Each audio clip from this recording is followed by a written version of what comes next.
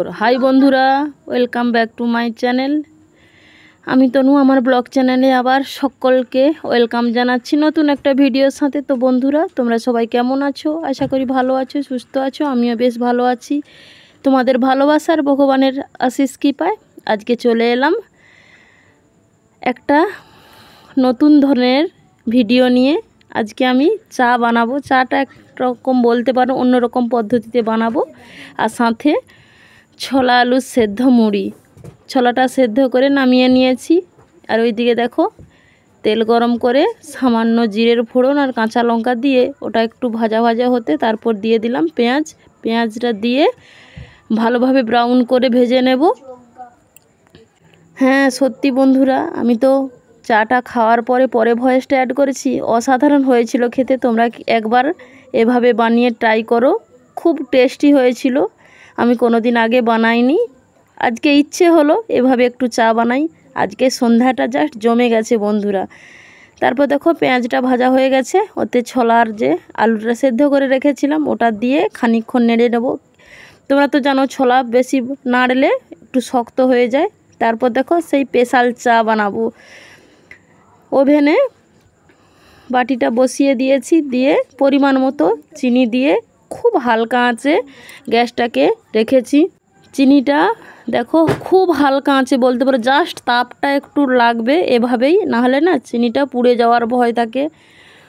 দেখো খুব হালকা তাপে চিনিটা কেমন কালার এসেছে গলে। দেখো বলতে পারো চিনির ক্যারামেল বানাচ্ছি।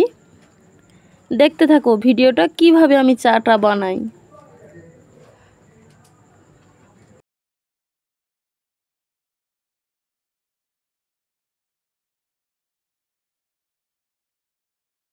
কালারটা বন্ধুরা দেখতে পাচ্ছ অন্যরকম চলে এসছে, ব্রাউন কালার। কালারটা কিন্তু হ্যাভি এসেছে, তাই না বলো বন্ধুরা? এবার এই অবস্থায় দিয়ে দেব 1 কাপ মতো জল। এখনও কালারটা ঠিকঠাক রেডি হয়নি, আবারও নেড়ে চেড়ে নিচ্ছে। আর না নাড়লে না তলাতে পুড়ে যাওয়ার ভয় থাকে। তারপর দেখো ওতে দিয়ে দিলাম পরিমাণ মতো, বলতে 4 জন 4 কাপ চা খাবো, তাই বড় কাপের 1 কাপ জল দিয়েছি। এবার জলটা ফুটে এলে ওর মধ্যে কি কি অ্যাড করি দেখতে থাকো বন্ধুরা। এবার কিন্তু আঁচটা আমি বাড়িয়ে দিয়েছি। যখন চিনির ক্যারামেলটা বানিয়েছিলাম তখন কিন্তু আঁচটা একেবারে লোয়ে দিয়েছিলাম। তারপর দিয়ে দিলাম আদাকে থেতো করে নিয়েছি আর একটা এলাচ দিয়েছি। জলটা কিন্তু ফুটে এলে তারপর ওটা ব্যবহার করবে।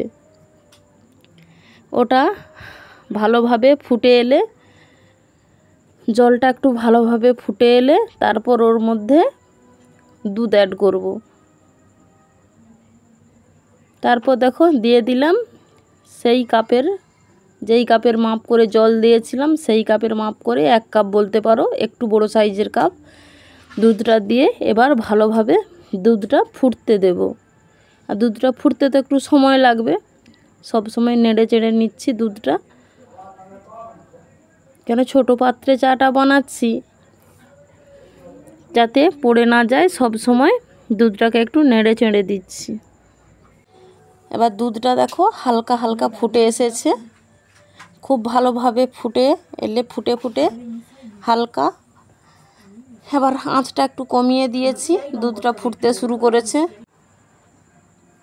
খুব হালকা আঁচটা একটু কমিয়ে দিয়েছি, নেড়ে চেড়ে ভালোভাবে দুধটাকে একটু জাল দিয়ে নিচ্ছি। কেমন ফুটে উঠেছে দেখতে পাচ্ছ, তাই আঁচটা একটু কমিয়ে দিলাম। আরও খানিকক্ষণ 5 মিনিট মতো নেড়ে চেড়ে দুধটাকে একটু ভালোভাবে জাল দিয়ে নেব।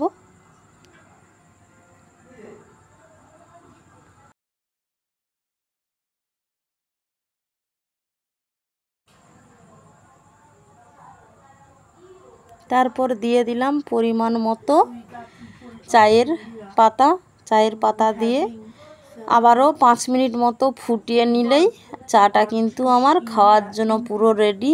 কি অসম্ভব সুন্দর কালার এসেছে বন্ধুরা, আর স্মেলটাও কিন্তু সেইভাবে যা স্মেল বেরাচ্ছে আর কি বলবো বন্ধুরা। আর কালারটাও দেখো জাস্ট ওয়াও দেখাচ্ছে। জানি না খেতে কেমন হবে। চলো, হ্যাঁ আমার চাটা কমপ্লিট বানানো। এবার বসে পড়েছি সন্ধেতে 1 কাপ চা আর সাথে গরম গরম ছোলা আলু সেদ্ধ আর একটা কাঁচা লঙ্কা। জাস্ট সন্ধ্যের টিফিনটা জাস্ট জমে যাবে বন্ধুরা। তোমরা কে কে এখনও টিফিন সারনি চলে এসো। আর ভিডিওটা কেমন লাগলো তোমরা কিন্তু কমেন্ট করে জানাতে ভুলো না। সন্ধ্যেতে এই এত সুন্দর 1 কাপ চা আর এই গরম গরম মুড়ি সাথে ছোলা আলু সেদ্ধ, সন্ধ্যের টিফিনটা জাস্ট জমে যাবে, তাই না বলো বন্ধুরা? আর আজকের আমার চায়ের বানানোটা কেমন হয়েছে তোমরা কমেন্ট করে জানিও। আর তোমরা যদি কোনো দিন এভাবে ট্রাই না করে থাকো একবার ট্রাই করে দেখতে পারো। আমি কিন্তু ভয়েসটা তো পরে অ্যাড করেছি। চাটা কিন্তু খেতে অসম্ভব সুন্দর হয়েছে, খুব লোভনীয় বলতে পারো। ভিডিওটা এ পর্যন্ত, টাটা, গুড নাইট, বাই।